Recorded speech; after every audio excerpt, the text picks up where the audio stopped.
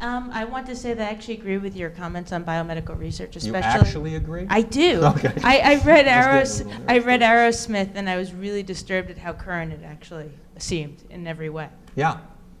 My actual question is, what periodicals, what news sources do you actually not trust but go to? So that's a great question. I'm an anomaly, so I don't read online. I find it fatiguing and not helpful for me, but that's because I'm a very different generation than you. So I read an extraordinary number of periodicals. Now, as an inventor, my job is to be horizontal and not vertical. So I read the National Enquirer and I read The Economist. Okay? You know, I read Cosmo and I read Discover or Scientific American. So I read very horizontal. You read Cosmo? I do. I read Cosmo. 99 sex tips, this month's cover. So, Right, you know, so you've used that material before. no, I read it. That's this not- month's. That's this month's cover. I Yeah. promise you. It's a pink cover too. You go look it up. So I get it. And the reason I read those things is I'm a marketer by trade. So as a marketer, I need to pay attention to what the marketplace is, what customers are talking about, thinking about doing, etc. So my mail inbox looks a little different than most people's. I don't trust anything I read, with a handful of exceptions, but I don't really trust anything. Trust is an emergent property, not a validation or a certification property any longer. It used to be, if you read something, let's say in the New York Times or the Wall Street Journal, you might choose to trust it, but then after you meet New York Times and Wall Street Journal reporters, you learn better. So you learn to trust your instincts at cross-correlating what you see in multiple places and have a chance to validate yourself. And in much of science, what we thought was true yesterday isn't true today anyway. And it's not because they're bad people or they're lying, it's because science is a process of refinement and discovery. Doctors used to think smoking cigarettes was a good idea to prescribe. So I spend about 2 to 3 hours a day reading very, very broadly, because that's what works for me. Now, if you were pursuing a career in the life sciences, needless to say, I would just read as much as I could. Now you've got some phenomenal resources, because there's amazing blogs written by incredibly talented people. There's all kinds of RSS feeds you can pull in, as long as you don't mind reading screens and you sort of don't miss turning pages and browsing at a speed much higher. I find I can read paper 3 to 5 times faster than I can currently read screens. So to me, just screens are too damn slow. On the other hand, screens have hypertext. They have all kinds of advantages. So I'm not against reading on screens. So I think that the key issue is, are you feeding your mind on an endless daily basis in the broadest sense of the word? That's what matters. Jay, how long have you been reading 3 hours a day? My whole life. Yeah. So to become an expert at something, you need to spend, as a rule, 10,000 hours. It's called the 10,000 hour rule. So if you spend 10,000 hours doing something, you become an expert. There's some interesting literature on the 10,000 hour rule. There's some great arguments that the greatest violinists and musicians of our time are only great because they've practiced 10,000 hours, and if you did, you'd be them too. It's a fascinating debate, and I've talked to many of them, and it's really interesting what some of the great ones will tell you. However, I once calculated something along the line of 30,000 hours reading periodicals and information. So I am an expert reader, which means I can pull information out very fast, much like a musician who can hear a musical piece and play it. That doesn't mean I'm terribly smart, because that's a different question. It just means I'm more educated than most, but it doesn't mean I'm any smarter about it. Yeah. So this might be actually touching on something that you began speaking on with your last answer, but you talk about the future of medicine, you talk about the future of business, and you talked slightly about the future of education, but I was wondering if you see anything for the future, being a historian of the communications, anything for the future of communication. Do you see the same sort of personalization going on there that you see going on in medicine and education, or is it going to be something different? Let me see if I understand your question, because I'm not sure. Are you asking me whether or not I see the future of communications becoming more personalized? I'm suggesting that as one possible response, but I'm open to you responding differently. I'm just asking for your opinion on what's the future of communications? How will it evolve? that. Well, the good news is that communications has a phenomenal future, and here's why. Given a choice, humans will communicate, somewhere between 3 and 7 hours a day. So, given a choice, humans will probably eat for somewhere between 5 and 8 hours a day.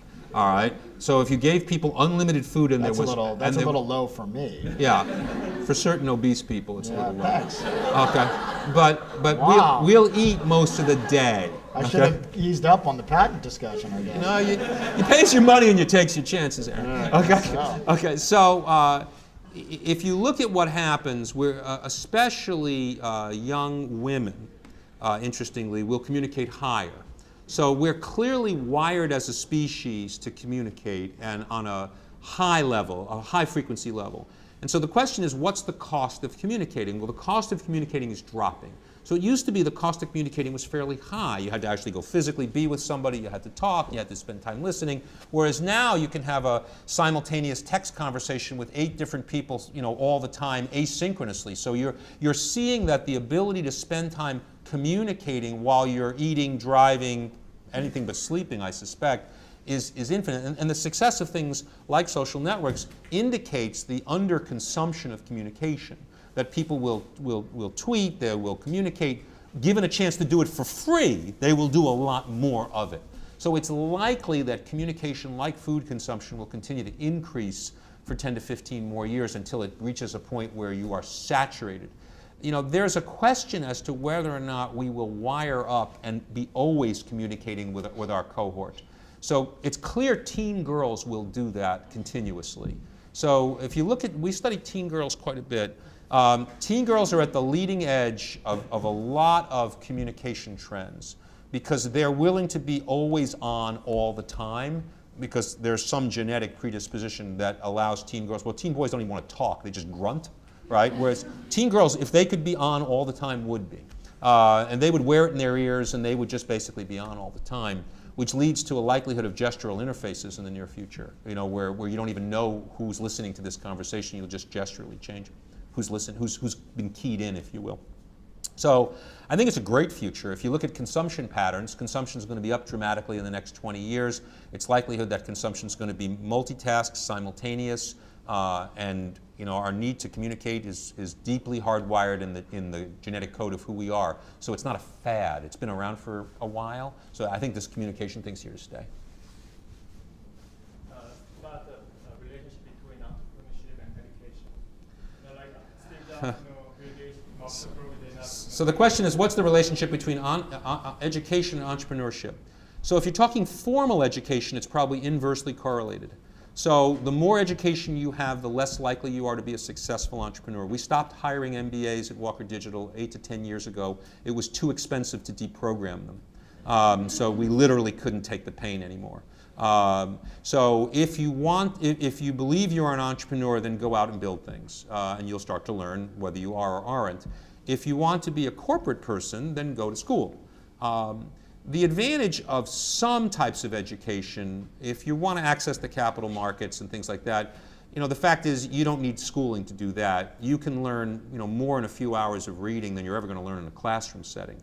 I've lectured at Harvard, and I can tell you that I can teach you more in 2 hours than you're going to get in a whole semester. The problem is that if you need the degree for the credential, then you're not an entrepreneur. If you need the degree for a credential, then you are entering into a different world. You're either entering into the world of government where that degree is worth something, the world of academia where that degree is worth something, or you want to work for a big company that uses the granting of degrees as an excuse to not think. They'd say, well, gee, you come work here at IBM, you have an MBA, that must be good. Well, it's obviously the opposite. So if you're an entrepreneur, you know it, and go out and start a business. Start learning. Your best move as an entrepreneur is to apprentice yourself to a talented entrepreneur. If you can do that, you can save yourself 5 years because you can learn from somebody else's mistakes for 5 years, which is a big plus. Do you think, so you've said some things about the university. You think the university's model is in trouble? The university goes away. Yeah, it's only a when question. Did your not an if kids go to question. college? Both of my kids chose to go to college, yes. Yeah. Did you encourage it, or did you not have Neither. I would have been Neither? perfectly fine if both had chosen not to, and I was perfectly fine if both had chosen to go. There's nothing wrong with going to school if you want to spend $250,000 in 4 years of your life to pursue, a degree and some education. You can get the same education at a fraction of the cost and a fraction of the time if you choose to. Mm-hmm. It's a whole lot easier to go to college. Why is your wife a trustee at Cornell? Because she believes strongly that the future of the university system needs to be reinvented for the modern time. So you're saying that therefore she believes that the university can be re-engineered. Yeah, I think the university as we know it is going to change dramatically, but I don't think universities are going away. Oh, you said the university is going away. Well, I mean, the university as you understand is going away. Yeah, no, Okay. I don't think NYU is going to disappear from the map. I just think it's going to get out of the classroom lecture degree granting business, or if not the degree granting, they'll be in the certification business, but in a very different way. So actually, the They'll be in intersection the research business. The intersection of entrepreneurship and education is kind of interesting because of the re-engineering of education. Yeah, education as we know it is going to be completely and totally transformed in the next 10 years. Completely. So you can be absolutely sure of it. So, and there will be fortunes of money to be made to solve the problems that are, concurrent with that change. I mean, if you look at Khan Academy as an example, or you look at some of the online work being done by Stanford and other places, you can get a phenomenal education in online programs where you are involved with the classrooms, you do the homework. I mean, there's all. Yeah, I'm not saying learning's going away. I'm just saying no. factories are going away. Right. The idea of factory learning, whether it's Right. public schools or institutions that are factories. Remember, NYU makes no money in undergraduate education. It's a stone cold loser. Right? It's a completely unprofitable business for universities to teach, which is why all the best professors don't teach. They would refuse to do it. They might have one class, but they want to do research and they want to make money. They don't want to teach undergraduates. There's no money in teaching undergraduates. It's a financial disaster. You have to, we definitely, first of all, I feel like you should be a regular guest around A regular, campus. yeah. You're I'm real disruptive. popular at university. We're gonna